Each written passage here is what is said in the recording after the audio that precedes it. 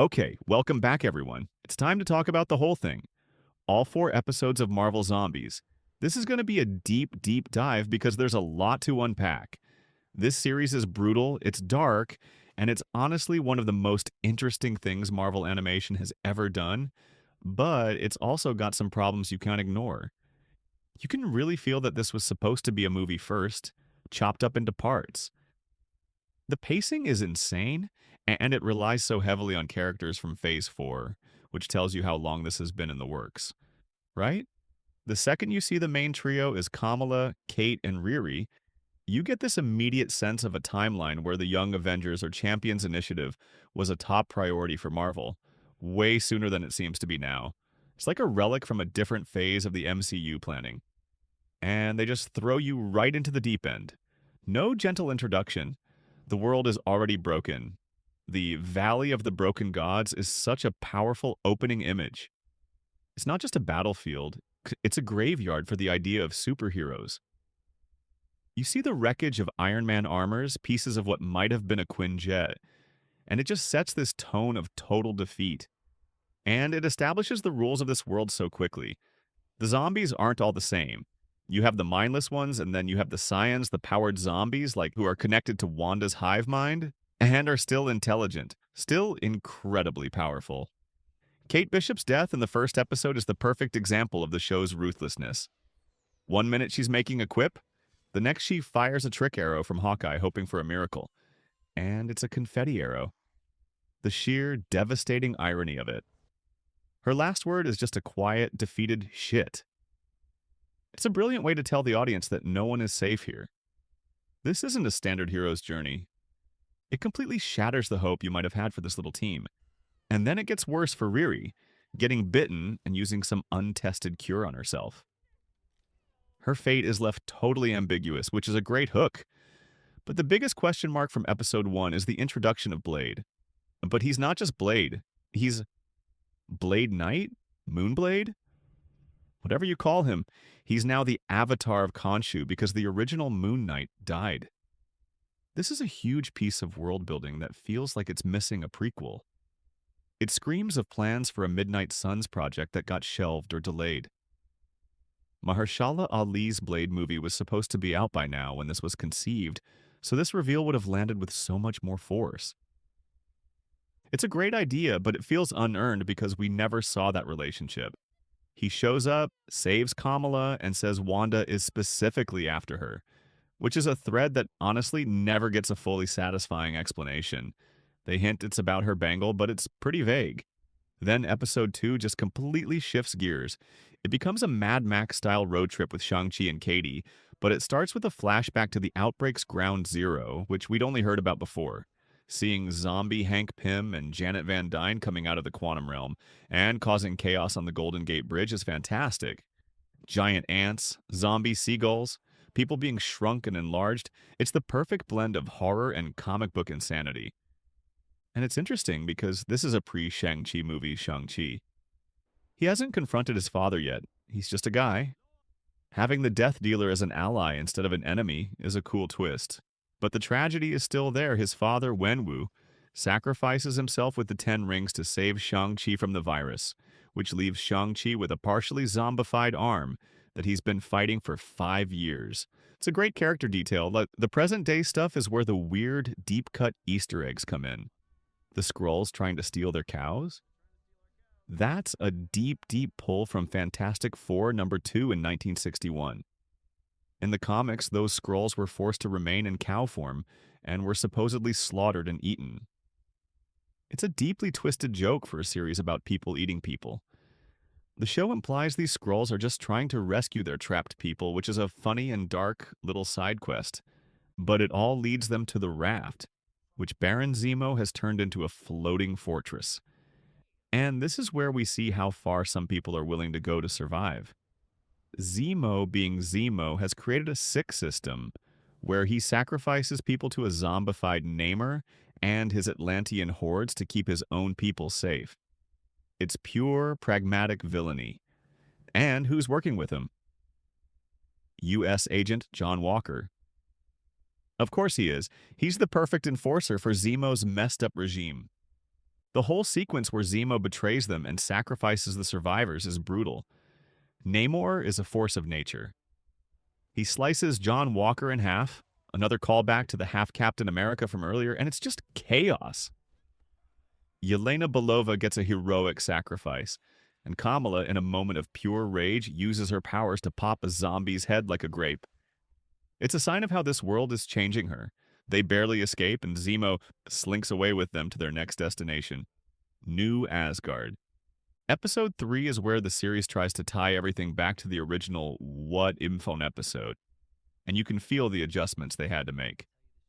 The opening is a flashback narrated by Spider-Man, showing the final stand in Wakanda against zombie Thanos. It's pretty clear this was originally meant to be Black Panther's moment, with Chadwick Boseman providing the voice. But after his passing, they gave the narration to Spider-Man, which works, but it feels like a patch. Seeing zombie Thanos with the completed gauntlet is terrifying. He wrecks everyone. Thor shows up with Rocket and Groot, but it's useless. Thanos even throws Thor's "should have gone for the headline" back at him. It's a total massacre.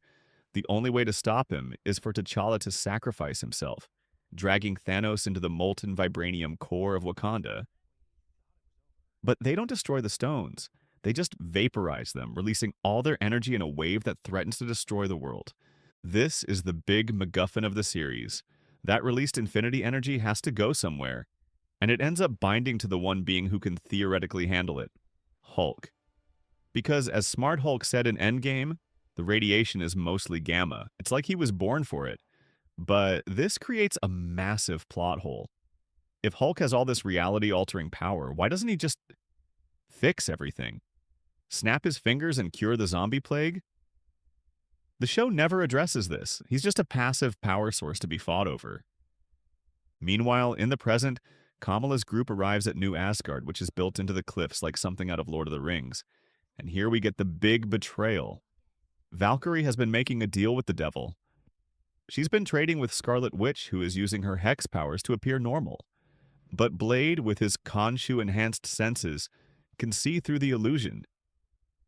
The food is rotten, the paradise is a lie. It's a great horror moment. Red Guardian, of course, has already eaten a plate of what Blade sees as severed fingers. His super soldier serum slows the transformation, but it's coming. And Elizabeth Olsen voicing a zombified, yet still cunning.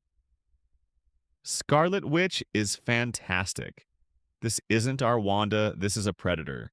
She needs Hulk's power to complete her transformation of the world.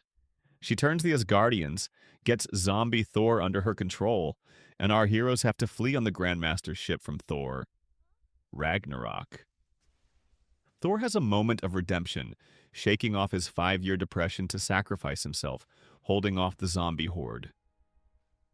His last act is to name Kamala Khan an Avenger, a clear parallel to Iron Man making Spider-Man an Avenger in Infinity War. It's a great character beat for both of them. And then, the final kick in the teeth, the Nova Corps. They show up not to help, but to reinforce the quarantine. They've been there the whole time, and their policy is to incinerate anyone who tries to leave. So much for calling for help, which leads us to the final episode, the big showdown. It starts with the Nova Corps blowing up their ship, and Kamala using her powers to create a bubble to protect everyone as they crash land back to Earth. It's a fantastic sequence.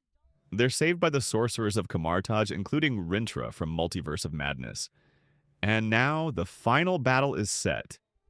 Defend the Infinity Hulk from Scarlet Witch's army. This episode is basically one long, brutal action set piece, and it has some incredible moments. Hulk versus. Abomination is a one-sided stomp. Hulk is basically a god now. Zombie Thor versus Hulk is a cool callback to Ragnarok, but it ends with Hulk crushing Thor's head. The most insane moment has to be the reveal that Hank Pym and Janet Van Dyne have been riding around inside zombie Hawkeye's mouth this whole time. Blade tries to step on them like bugs, a very Loki-adjacent moment, but they get away. The action is creative, with the sorcerers using portals to redirect attacks, and Kamala using her embiggened powers to slice through zombies. But it all leads to Scarlet Witch manipulating Kamala. She preys on Kamala's hope, her desire for a happy ending, and convinces her to surrender. This is the part that feels weak. Why does Wanda need Kamala? Her bangle? Her personality? It's never clear. It's the show's biggest unresolved thread. Wanda uses that connection to steal the infinity energy from Hulk and achieves her goal. She covers the entire planet in a hex, creating a perfect illusion.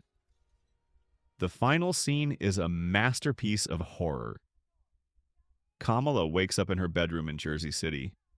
Everything is normal. She has movie posters on her wall. She meets up with Kate Bishop and Riri Williams for boba tea. It's the happy ending she wanted, but it's all a lie. The boba is purple, the color of Wanda's magic. And then she gets a spectral vision of Riri from beyond the grave, telling her to wake up. The final shot is a jump scare of zombie Scarlet Witch screaming at her, and then smashed to black. It's a brilliant, chilling downer ending, perfectly in the spirit of the original comics. So, overall, the series is a mixed bag. The animation is good, the voice acting is great, and the horror elements are top-notch. But it's hampered by its rushed pacing, its reliance on Phase 4 characters who maybe didn't have the depth to carry this yet, and some significant plot holes. It's a fascinating, flawed, and often brilliant experiment. It makes you wish they'd been able to make it as the full-blown R-rated movie it was clearly meant to be, with access to the entire Marvel roster. But as it is, it's a wild ride that's well worth watching for any fan of dark superhero stories.